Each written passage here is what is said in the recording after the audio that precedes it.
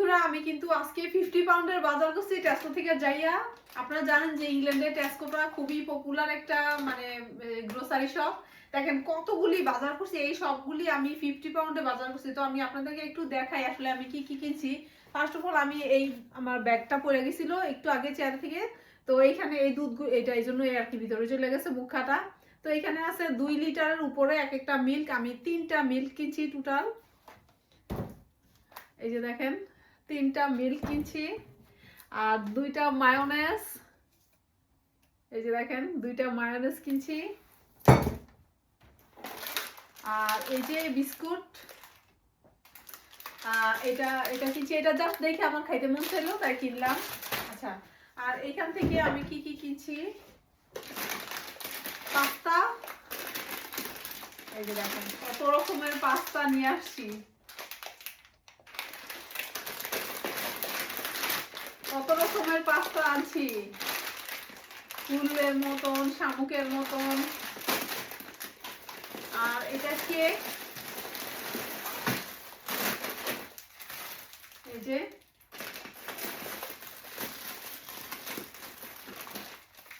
Cake, এটা আমি অবশ্য কিনছি একটু আগে। এখানে এক একটার মধ্যে 8টা ইয়ে থাকে, প্যাকেট থাকে। এই যে এরকম 4টা করে 8টা। আর এটা কিনছি চিকেনের উইংস। আর এটা কিনছি দই। এই যে দেখেন 12টা দই আছে এখানে। আচ্ছা, আর কি কিনলাম, লেটুস পাতা। আর এখানে দেখেন কতগুলি ব্রেড কিনছি, এই যে কতগুলি ব্রেড কিনছি। এই তো হাতন্ন, সরি টুনা ফিশ।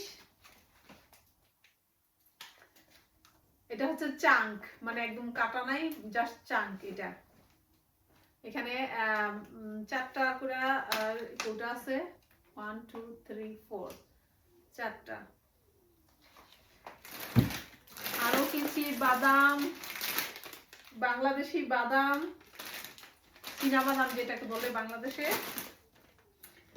আর আরেকটা কিনছি ভিনেগার।